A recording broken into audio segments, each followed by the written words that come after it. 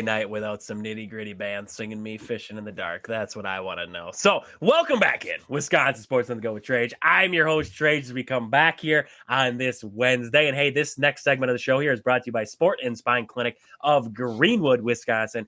Expert traditional physical therapy and structural integration programming. Call for flexible scheduling and evaluation. Just call Chad down there at Sport and Spine Clinic, 715-267-4583. That's 715-267-4583. Call Chad, get right, get back to doing whatever you're doing, feeling better than ever. Sport and Spine Clinic of Greenwood there. And hey, if you want to find us across social media, make sure you're doing it. Wisconsin Sports on the Go Trade across all social media platforms. And also, if you want to text into the show, make sure you're doing it, 715-990-4914. That is 715-990-4914. You can let us know what you're thinking at any point here in the show. So Ummer is here tonight. We're going to talk some Packers. Ummer, how we doing? It's Wednesday. We're back here. We're excited. Packers got the win. How we doing on this Wednesday?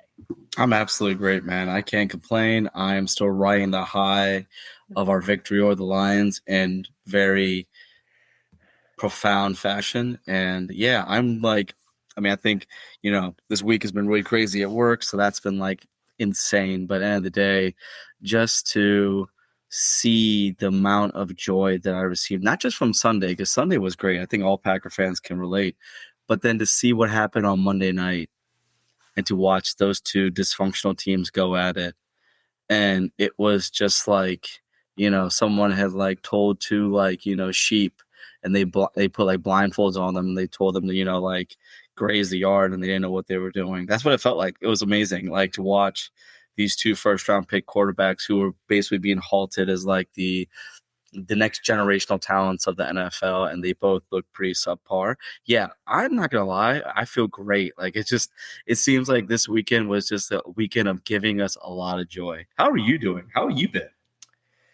Riding the high. It was a good weekend with that. Brewers got the series sweep over the Pirates, even though now these Rangers, I just want to get out of Texas. I keep saying that every time I come back. It's I just want to get out of Texas. I'm so sick of this place right now. Badgers got a win, yet it was ugly, and now they got Bama, so we'll see how that all goes. I mean, it's good. I'm riding the high. I haven't stopped smiling since I seen Micah Parsons chase down Jared Goff. That was the craziest one. Yes, I would say that sack, because he just he wasn't there, and then he was there. He just came out of the pile and then was just in a full-fledged pursuit. And it was Matt LaFleur's how did he say? It's he shot out of a cannon or whatever. Yes. It's just something crazy. And I was just yeah, it was what it was like. It was exactly what it was like. But, I mean, give me your thoughts. I mean, the whole Micah Parsons thing. What were your thoughts on him coming out last? That was pretty cool, seeing Matt LaFleur call him the night before and say, hey, you want to come out last? Usually Xavier McKinney would come out last, but he's give him his moment. I mean, just give me your thoughts on giving Micah Parsons his moment, first time in Lambeau, running out of that tunnel. I think it shows you the camaraderie that this team has, considering the fact that they could easily people could get in their feelings and get it, they can get in their emotions about certain things. But the fact that he was able to do that, Xavier McKinney was in full support of it, and the ovation that he got was absolutely amazing. I mean, other than Big Mike being there to be, celebrated for the 2010 team, just to see just the ovation and the team and just everything. And the funny thing is, from the moment he stepped onto the field after his name was announced, it seems like that energy and that support did not end until the game was over, and then it followed into the locker room. What I mean by that is you just saw the players galvanize and just get this rally around this guy for everything he did, because he may have only had one sack, but his presence on the field was known on the limited. I think he had only 30 snaps, and for a guy to come in 30 snaps to play the way he did. And honestly, like you said, that play when he's shot out of a cannon and then he's just running this dude down. I know that Edgerrin Cooper is the Michael Myers incarnate. He loves doing the Halloween stuff. That's what that felt like. That felt like Freddy Krueger walking down, a victim of his. And I'm not gonna lie, it just seemed like from the beginning of the game to the end of the game, it was just this energy that was just going through the whole team, and you could just feel it across the board. And I think someone said on a radio show earlier today was this guy missed all of training camp. He hasn't been he just only had 2 practices. And for him to have that kind of presence with 2 practices, it's pretty wild to think. Like he even said himself today in his his interview today that he did, that imagine how we're going to look in week 5. And I'm like, all right, after week 5, because week 5's our bye, right? So imagine week 6 when he comes out and now he's fully integrated into the defense. He's a part of he's even more so not only just part of the game plan, but like knows from more so from practicing and working with his guys. Like, okay, I know what Lucas. I mean, he's been the biggest hype man for Cooper and Lucas Van Ness and Rashawn Gary, right? And just now, then knowing what they're good at, what they're not good at, and where they can kind of lean on each other. Sky's the limit, man. I'm just saying this. That week 1 has really set our standards kind of high, and I'm just excited. How about you, man? What'd you think?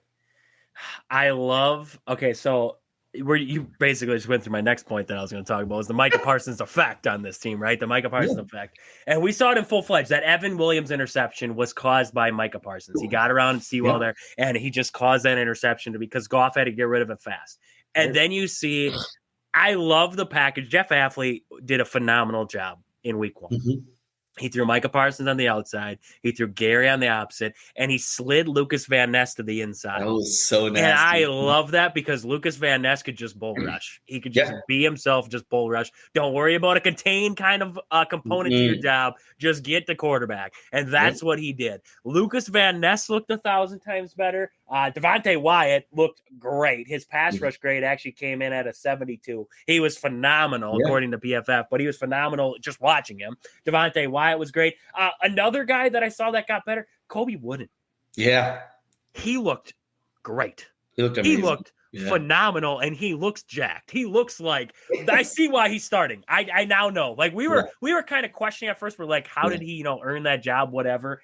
I see it now. I really do. I see it now. And I just love the Micah Parsons effect. Just made everybody else on this defense that much better. The hype, the flow, the feeling that these guys have, they feel good right now. Yeah. And you could see it in their play. You could see, I mean, we forgot that Edgerrin Cooper was even playing because we're all so focused in on Micah Parsons that Edgerrin Cooper is just secretly having this phenomenal game, and we didn't even watch it to see it. He just looked great out there. Mm-hmm. And one thing that I just want to talk about, the run defense. I heard, and this is just what I heard, I don't know, it's all crazy talk, but Kenny Clark was leaving, and they were all like, oh, I heard Dallas media and Lions media and everything. Wow, Kenny Clark's leaving. This run defense for Green Bay just got 1,000 times worse. Micah Parsons can't play the run. What are they going to do now against the run? They're not going to be able to stop the run. The Lions had 46 yards between Jahmyr Gibbs, Montgomery, Williams, Goff. 46 yards in total on 22 carries. Mm-hmm. There was nothing there. They only had 22 carries because there was nothing there in the run game. So I don't know where it got worse. Just talk to me about the run game. What did you love? What did you love to see out of the run defense in this game? Because 46 yards on 22 carries, 2.1 was the average for Jahmyr Gibbs and David Montgomery. I mean, honestly, I think knowing how Dan Campbell is a run-first coach, he loves running the ball. Yeah, they like taking their shots, but at the end of the day, he's a pretty old-school guy. He likes to run the ball. Jahmyr Gibbs comes into the league this year as a guy who, in fantasy football, he was going top 5 picks. I know people aren't big on fantasy, but that just shows you, the kind of expectations that they were having for him. And then on top of that, too, David Montgomery was still going pretty high, too, because the two of them as a 1-2 hit was a pretty big deal. They showed that last year. And for us to not only stymie that, but to make them obsolete. I know we took a lead relatively early, but Detroit's the kind of team that doesn't really get out of it wasn't like we had a 4-score lead or something, the game was still in a way where they could still run the ball, and they had no success. You have Jahmyr Gibbs, who is also a great receiving back. 10 catches, 30 yards. Yeah, he had 10 catches because, you had to dump it off because the pressure was getting off. But he did nothing with that. And I think what I really enjoyed watching this defense do was watching the guys rally to the ball carrier. I remember Joe Barry's first year. I'm not a big Joe Barry guy. You guys know my disdain for this man. But his first year as a DC, what we noticed with his, the defense was playing, they were playing with their heads on fire, right? They were rallying to the ball, making tackles, things like that. You're seeing that with the Hafley defense, but also with a lot more aggression, a lot more intensity. Yeah. And I think it can't go without being said that the difference that our defensive line has looked from the last couple of years without Kenny Clark and how that looks now with Mr. Covington coaching it. And I made a joke to myself yesterday. I was like, could you imagine what this defense would look like with Kenny Clark? Like I'm just saying, like, it's already pretty sick. And could you imagine if 97 was in that middle too, right? I don't even know. It would be almost unfair at that point, right? But the fact that we were able to do this after we lost not just a great person, but a great player, Kenny Clark, who is probably poised for a great year coming back from his injury. Yeah, I think that we exceeded expectations. And I think we have a great test coming ahead of us here. Because, I know we're going to be talking about it here soon, but the Commanders, I mean, they ran for like 243 yards on the Giants. And the Giants have a pretty solid defensive line. And, yeah, I think, this is going to be a great test for seeing just if we were just really that good or was Detroit really that bad. I'm not trying to take anything away from the win. Like, please don't get me wrong. But I'm kind of hoping that it's more so the earlier than the latter. And I said it earlier. Detroit's going to be fine. Like, they're going to be a solid team this year. Dan Campbell figured out. You had to replace 2 coordinators that I don't think fans or anybody else realized were that important to this team until this first game. And now you realize, like, there's still a lot of talent on that team. It's just they're very dysfunctional right now. Yeah. And, like, Kirby Joseph, you didn't even hear his name. He was not deployed right this game. Yes, there were so many, even Aiden Hutchinson. Like, you heard his name his name was called one important time, and that's when he depleted Jordan Love, and it was an illegal hit, and then it got everything, like, screwed up. And then on that same play, Tom Hurd. So, yes, so actually, you heard his name in a terrible way in that one there. But there is a guy who's going to have something to say about that run game for the Commanders. Quay Walker. Oh, he looks amazing. I actually loved what I saw out of Quay Walker in week 1. I really did. What we talked about last year, he can't get off a block. He can't get off a block. He can't fill the holes right. It seemed like he was always in the wrong spot at the wrong. He's never in the right spot. Let's go with that. And he was good at pass coverage, but he wasn't good in run defense.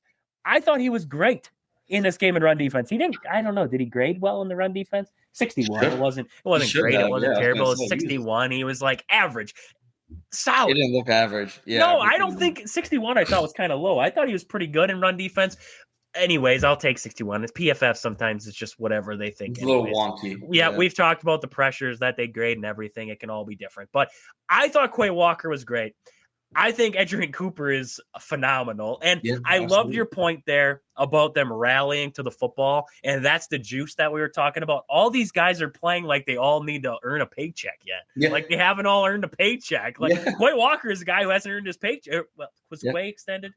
No, not wasn't yet, extended. No, not yet. So his 5th-year option, I think, was activated, but Devontae Wyatt's was not. Yeah. Yep. There you go. So I mean, Quay is still playing for that paycheck right now. So you have a lot of guys in this defense who are still paying for that, are playing for that next payday right now. Yeah. So maybe you're seeing that right now out of some of these guys and that little extra juice that they're bringing, but it's definitely that Micah Parsons effect there. So kind of just speak to me about that linebacker core right now, and maybe if you want to shoot in that secondary right now, because the secondary still there's some good in there, but there's still some scary because Carrington Valentine's great. I think he's going to be really good, but on the flip side of that, Keyshawn Nixon, I still don't know with him. I don't. Part of me was very upset how Keyshawn kept letting Amon St. Brown get like easy completions underneath routes, right? But I think it was by design. Like the way he was doing, he's protecting the outside, he's protecting the fly route. He was also protecting the sideline, I feel like. So he was trying to push him inside. So he's like, well, if I push him inside, he catches the ball, that's fine because the defense is all there, right? And they're going to make sure that he doesn't get anything, right? Which I think was like the idea. And then with Carrington Valentine, they said that minus the playoffs, I think in regular season, maybe in playoffs, because I don't know if that Goddard touchdown was on him technically. He hasn't given up a touchdown since 2023. Yep, week 14 of 20. I just got that. Just came across Twitter as you were saying it to me. Week 14 of 2023. And I'm just like, and Isaac Tesla ran an awesome route, and he also made like a basically Odell Beckham Jr. catch, right? It wasn't like it was an easy catch, right? So no, that was a darn good catch. That was awesome. Like hats off. Yeah, 100%. So I was like, okay, well, you tilt your hat to that. You're like, all right, well, that's respect, right? Yep. I think that you saw Xavier McKinney. I mean, he had moments. He got called on a really bogus taunting call, which I thought was really dumb. Evan Williams has proven that he definitely is not a reach when he was a 4th-round pick coming out of Oregon, and he's showing why he was the best player on that defense. Justice Mosqueda, thank you for that. And when it comes to Javon Bullard playing in the slot, I just feel like our secondary had their moments of getting somewhat tested, but it wasn't too bad because our front seven was on fire. Yeah. And like you were saying about the linebackers, Quay Walker, Edrin Cooper, even Isaac Duffy, they all had good games. Again, when they're playing that base defense and the linebacker gets put on a receiver, it's the most infuriating thing in the world. But, this Thursday, we're going to really see them get tested because I feel like the weapons for Washington are very similar to what we have in Detroit. When it comes to skill set, when it comes to talent, Deebo Samuel is not really he looked really good last week. Terry McLaurin, I've loved him since day one. Zach Ertz is an old, wily veteran. And then, of course, the rookie, Ja'Cory Merritt, who just looked like fresh legs out there. So, and then, of course, you can't take away, Jaden Daniels, basically rookie of the year and just an absolute amazing football player as a quarterback and just as a leader. Yeah, this defense is definitely going to be tested. But again, Parsons is used to playing this Washington team. There's nothing new for him, which is a good thing for us. I would say, and going back to your point there about the secondary and the front seven playing like they're on fire, I would say that we finally have the front seven going. That's going to make the secondary's job a lot easier, right? 100%. We talked about it last year. No pass rush made the secondary look worse. I think now you can kind of get away with it. It's just going to be a matter of if you get against a team who, and the Lions, they have a lot of young guys on that line too. So they're still working through some of their, young struggles. Yes. When you see the Lions the second time around, their adjustments, do you make those adjustments and how does your secondary respond to that too? Because a Dan Campbell team is not going to play worse the second time around. They're going to get better. Right. And a team like the Commanders is playing well. And, you're going to have teams on this schedule. It's a pretty tough schedule. I mean, you look ahead, there's a lot of tough opponents on there. So you're going to have some tough games. So it's a question of how does the secondary respond? And it was the second touchdown in his career that he was allowed since 2023. So that's the first one since 2023, though. But he's only allowed 2 in his entire career. That's awesome to see out of Carrington Valentine there. I would say, my only worry is on the backside there, Nixon. And like you said, I mean, he was maybe just doing what he was told, protect the outside, force him in. I can see that. Bullard did play a lot in that base. He was playing a lot of safety. Yeah. So that's something to keep an eye on there, too, was Bullard playing a lot in that safety spot there. But you're going to see that mix because Bullard, he's definitely going to be in that mix there, that safety back to the slot. You're going to see him work around there a little bit. So we're going to come back here on the backside of this ad break. We're going to wrap up the Lions, preview ahead, and look at that Commanders game coming up, what we want to see and what we hope to see against the Commanders coming up. We'll be right back here. It's under pressure right now. You're concrete. That's why it's unlevel right now. And that's why you need to call our friends at B&H Concrete Lifting. They're going to help you out. Tired of tripping over that sunken driveway? Maybe that patio or your sidewalk's causing you trouble. We're getting close to winter right now. You're worried about your shovel because you're just going to be going along, and I've been there. We've all been there. You got the shovel in front of your gut.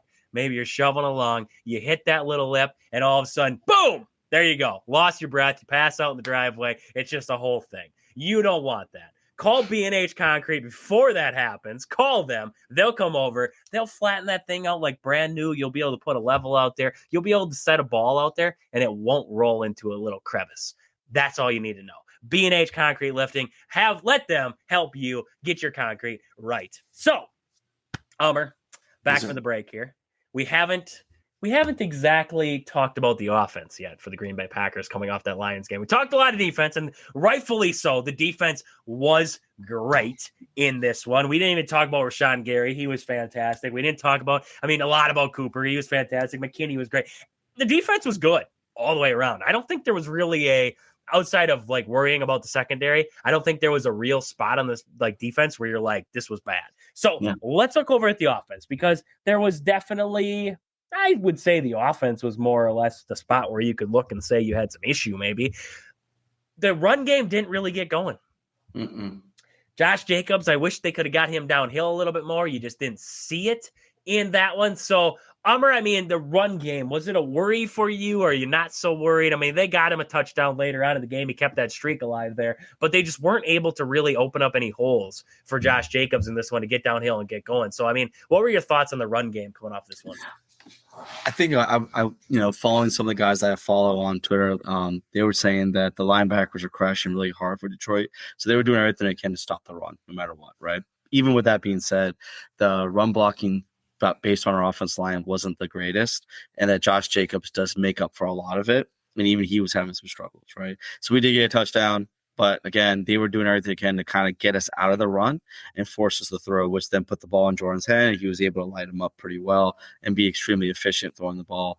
I'm not worried about the run game as of right now, but I do feel that as the season goes on, we need to get a little more consistent and be more positive in that way, because we have seen how good this team can be when they're a balanced offense. And the thing any Packer fan can agree with me on this is that what we've noticed is in the first half, the Packers look great. And it seems like no matter what team it is, no matter what quarterback it is, it doesn't matter. It doesn't matter coach, none of it. We always look terrible in the third quarter. Yeah. We always take a step back. We take the foot off the pedal. We do 3 runs in a row, and then we're punting. Like, just crazy stuff that don't even make no sense, right? And it's just like, I don't know if they're resetting or what's going on, right? They reboot the system, but it just doesn't look very efficient at all at third quarter.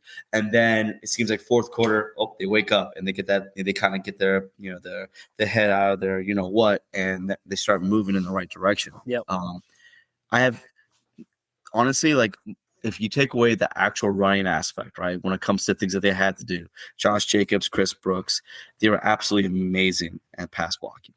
And I think as a running back, having that extra blocker back there who knows what he's doing, knows how to pass guys off. And I mean, Brooks was taking on defensive tackles. I mean, I'm just saying, like, wasn't extremely impressed with the run game, but again, it's one of those things where, like, sometimes these games when you're playing against a divisional opponent who know you extremely well, sometimes there's things you just can't get away with, right? And so I want to see how we fare against Washington, because, they've redone their defensive line. They got some pretty good guys out there with Kinlaw, Hargrave. They brought back Fowler. And then, of course, Ron Payne is still there. So I'm really interested to see, like, how we fare against them, because, looking at the way LaFleur has been able to be, he has always had Dan Quinn's number.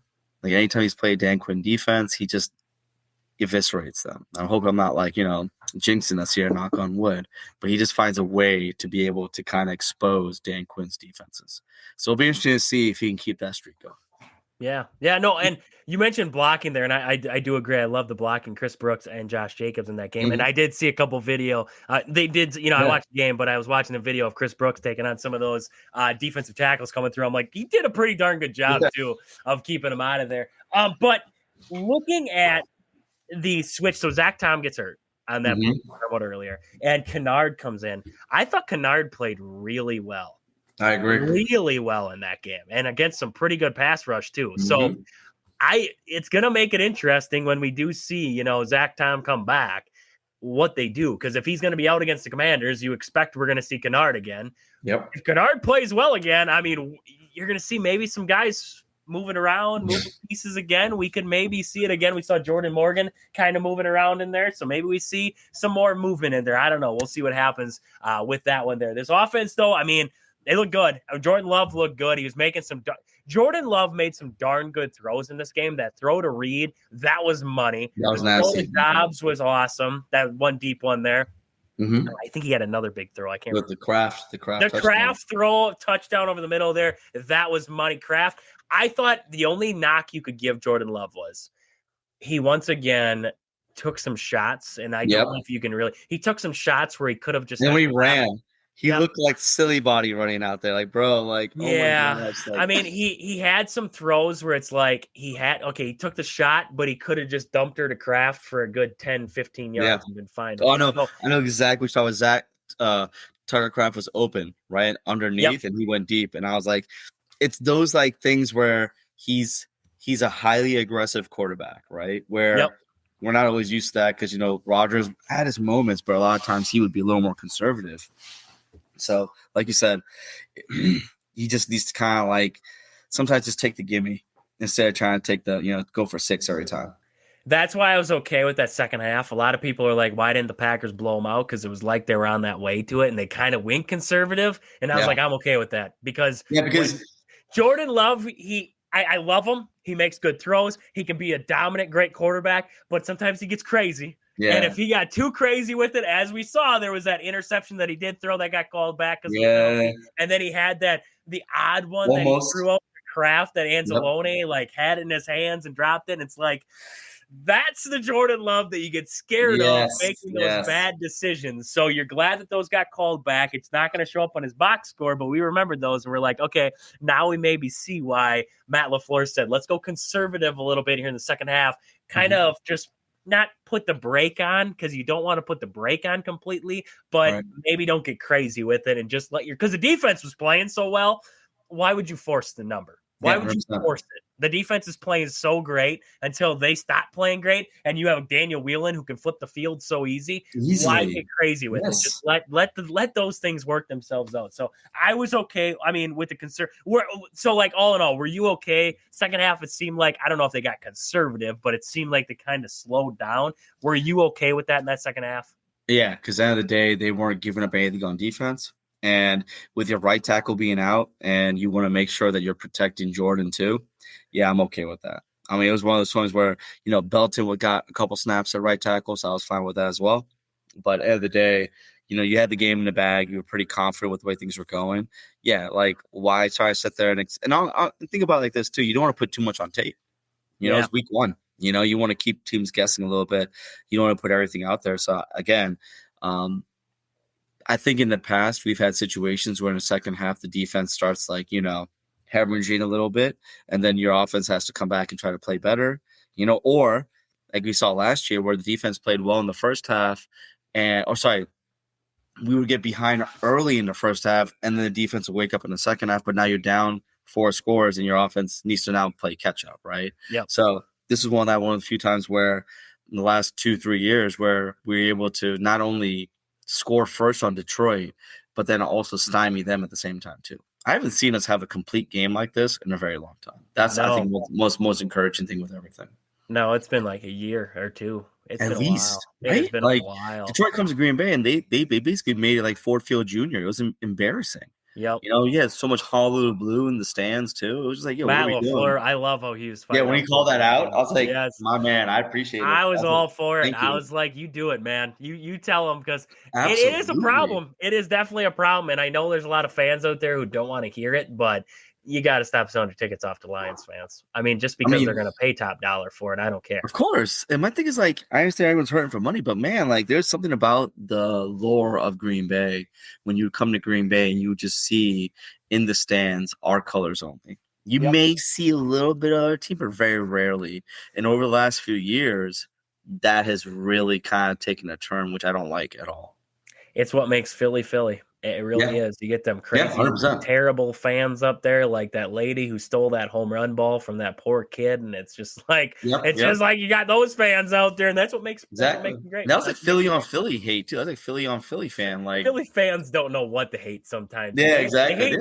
They hate their team. They hate each other. They just it's a whole thing. They don't. Philly fans are different. They're built different out there. They don't know what to hate. That's why Reese Hoskins loved when he came to Milwaukee because he's like, thank you. I get out of that because they don't know whether they're supposed to hate me or love me because I'm on their team right now. If I'm struggling, they're gonna hate me. That's all that I know. That's all that I know there. So let's look ahead.